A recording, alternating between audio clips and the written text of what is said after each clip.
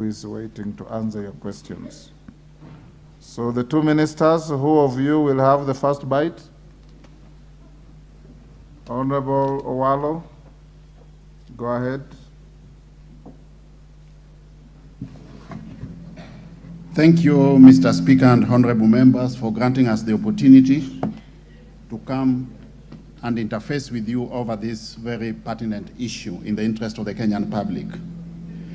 We are here pursuant to a query raised by the Member of Parliament for Manyata constituency, Mr. Speaker, the Honorable Gitonga Mukunji, who had sought for a statement from the Cabinet Secretaries, Interior and National Administration, and the Cabinet Secretary, Information, Communications and the Digital Economy, on the activities of the foreign data collection company, WorldCoin.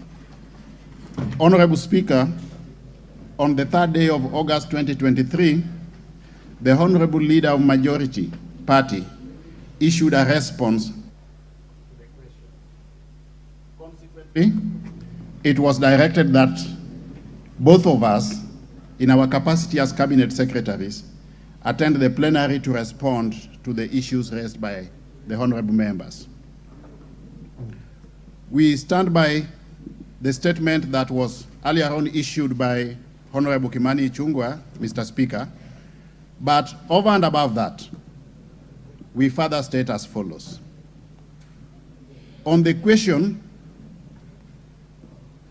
pertaining to whether or not the safety of the data collected by WorldCoin is secure, Honorable Speaker, we are glad to let the House know that the government has implemented the following strategies to ensure safe data management practices by both foreign and local entities, Mr. Speaker. One, the government has established and operationalized the Office of the Data Protection Commissioner in conformity to the Data Protection Act 2019, Mr. Speaker. Further, the government has undertaken development and publication of the data protection regulations as at 31st December 2021. The government has also been conducting regular inspections and audits of entities registered as data controllers, Mr. Speaker, and data processors, and also undertaking regular investigations on breaches of the Data Protection Act 2019. In the same vein, Mr. Speaker, the government has undertaken development and implementation of personal data training curriculum to enhance levels of compliance. And finally, on a continuous basis, the government has undertaken public sensitization on data privacy and cyber hygiene. In addition to the above, Mr. Speaker, it is worth noting that the Cabinet Secretary, Ministry of Information, Communication and the Digital Economy has constituted a committee to look into regulatory reforms informed by emerging technologies, including but not limited to digital currencies such as cryptocurrency, Mr. Speaker. This is informed by the fact that the operational environment is dynamic, and as factors in play in that operational environment change, it is also incumbent upon us as government, Mr. Speaker, to continuously look at ways and means of reviewing our policies, laws, and regulations in line with changes and emerging issues in the operational environment. On the second question, pertaining to who authorized the biometric data collection by WorldCoin and whether or not the correct procedures were followed, Mr. Speaker, authorization of biometric data collection based on the Data Protection Act, Mr. Speaker, the government registered WorldCoin on 18th April 2023 as a data controller pursuant to that act and other attendant regulations. An entity processing personal data, Mr. Speaker, is required to identify itself with the Office of the Data Protection Commissioner by registering with the office, Mr. Speaker. and pursuant to the Data Protection Act 2019, an entity should therefore make an application for registration as a data controller where it determines the purpose and means of handling personal data. Conversely, an entity will make an application for registration as a data processor where it handles personal data on behalf of a data controller based on a contractual obligation with the data controller.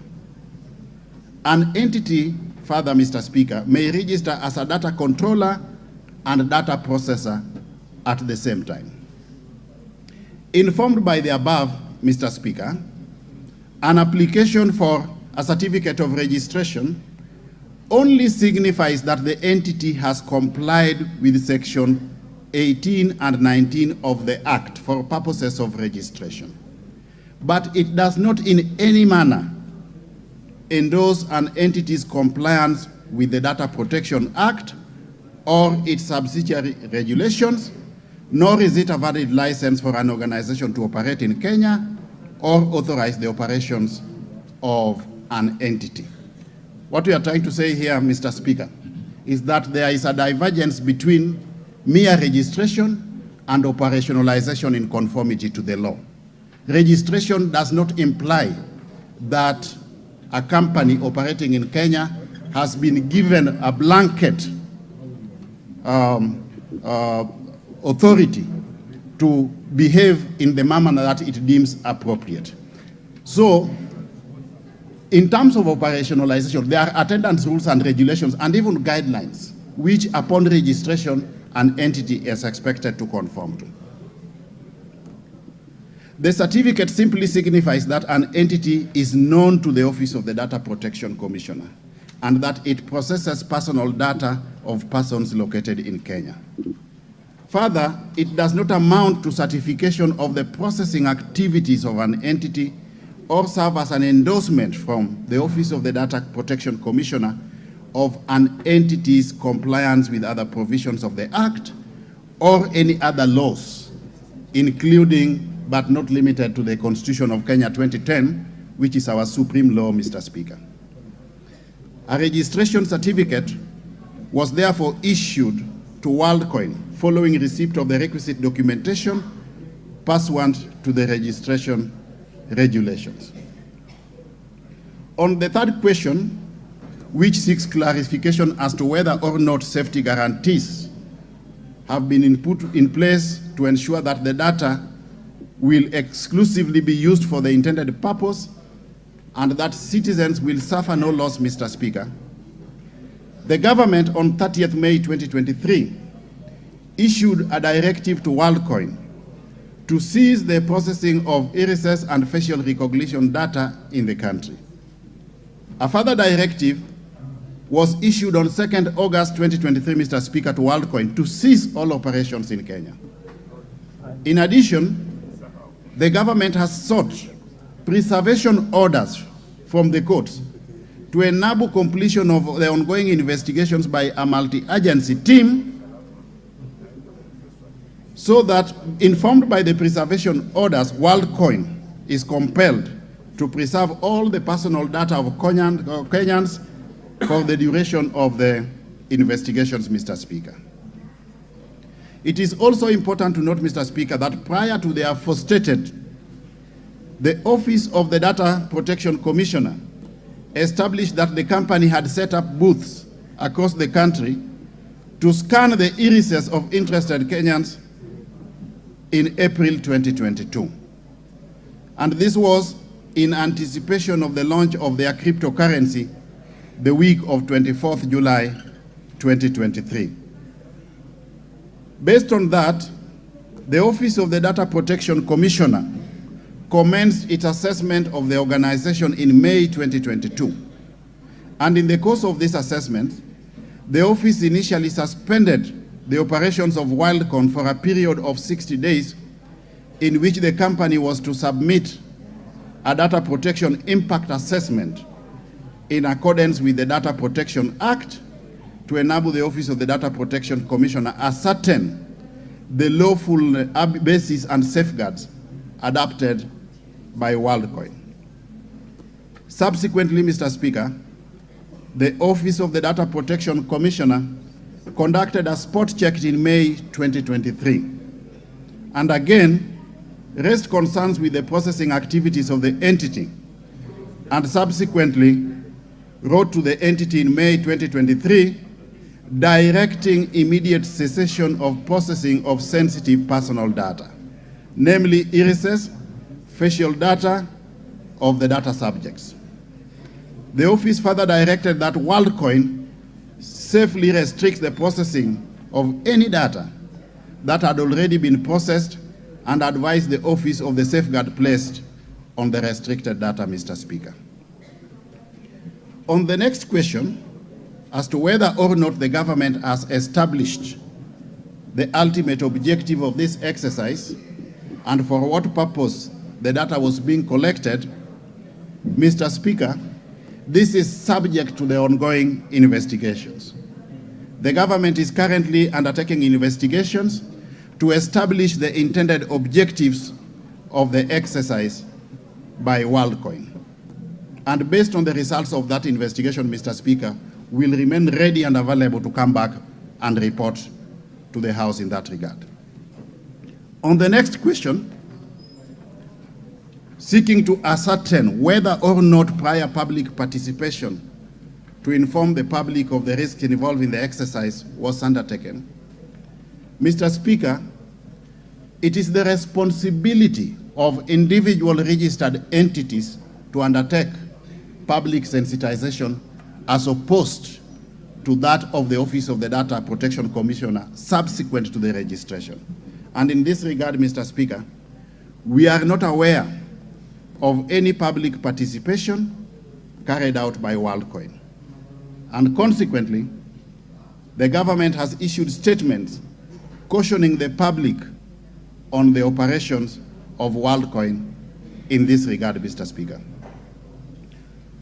On the next question pertaining to the source of the money that is being paid to participants who stand to benefit from the exercise by WorldCoin, Mr. Speaker, this again is one of the components of the terms of reference of the multi-agency team that is currently investigating the source of the money, Mr. Speaker.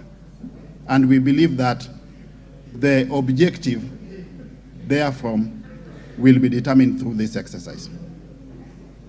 Mr. Speaker, the honorable member also sought comment from government on matters concerning cybersecurity attacks, and in this regard, we state as follows. It is indeed true, Mr. Speaker, that the e-citizen platform was temporarily affected by a threat that rendered it intermittently unavailable for 3 subsequent days, Mr. Speaker.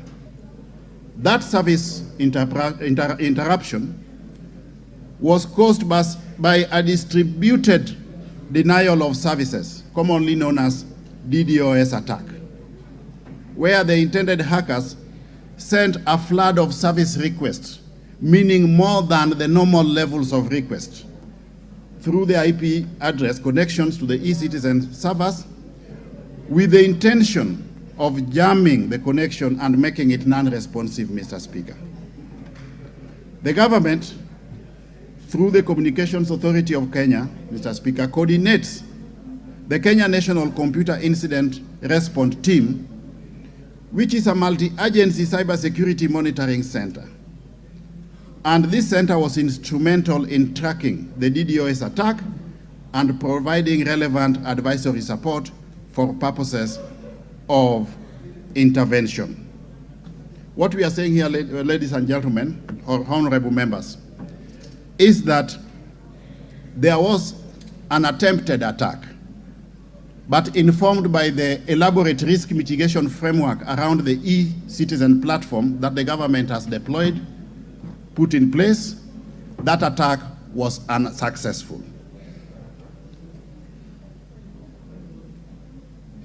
As we speak, Mr. Speaker, we are glad also to report that the e-citizen platform has now reverted back to optimal capacity utilization, and Kenyans are consuming the services as before or as envisaged. Mr. Speaker, the government also has a standing multi-agency committee that in a proactive manner addresses the cybersecurity threats and mitigates cyber attacks risk, Mr. Speaker. And that committee entails membership from the Ministry of Information, Communications and the Digital Economy, the Ministry of Interior and National Administration, the Konza Technopolis, Kenya Airports Authority, Communications Authority of Kenya, Office of the Data Protection Commissioner, and the ICT Authority. What we are saying here, Mr. Speaker, is that we are aware that in the course of rapid digitalization, we were aware from the onset that we were likely to be exposed to cyber attacks. And rather than waiting to be reactive, we put in place an elaborate risk mitigation framework in a proactive manner with a view to mitigating any risks that could occur. In addition also, Mr. Speaker, the government has taken the following steps to mitigate the emerging cybersecurity challenges in a sustainable manner moving forward. One, we have added an additional layer of technology security to the e-citizen platform. Two, we have redirected internet traffic to a different web application firewall with a view to filtering traffic before it hits the e-citizen platform. Three, we are undertaking continuous monitoring and visibility of the system so that we are able to scan all that is going on within the system, Mr. Speaker. We are also patching and updating the underlying operating system and the platform itself. Equally, Mr. Speaker, we are upgrading all applications running the services to current releases. And these are ideally the applications that are installed to run the single sign-on as well as the payment gateway, Mr. Speaker. We have also added the bandwidth capacity with a view to enhancing the capacity of the platform so that the system has got optimal levels of capacity to support requests from citizens, Mr. Speaker. And finally, on a continuous basis, based on best case practices elsewhere, we are entering into collaborations and partnerships with other jurisdictions as far as cybersecurity management is concerned, Mr. Speaker.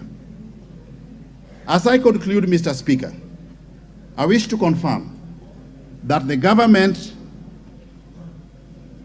has put in place an elaborate framework to ensure that the e-citizen platform is stable and able to process and provide citizenry with the required services as the government also continues to onboard services in line with our digitalization agenda. The net effect of this statement, Mr. Speaker, is that we will continue pursuing our digitalization agenda while on a continuous basis we are also ensuring that there is an elaborate risk mitigation framework to ascertain both data privacy and data security, Mr. Speaker. Moving forward, the government in collaboration with other stakeholders has proposed a review of our institutional framework in regard to cybersecurity so that we strengthen our cyberspace, including but not limited to the monitoring, evaluation, and reporting mechanisms, Mr. Speaker. We shall also continue to create cybersecurity awareness and capacity building at all levels of government and amongst the critical stakeholder segment of the Kenyan public. Thank you very much, Honorable Speaker. We submit. Right. Mukunji. Thank you, Honorable Speaker.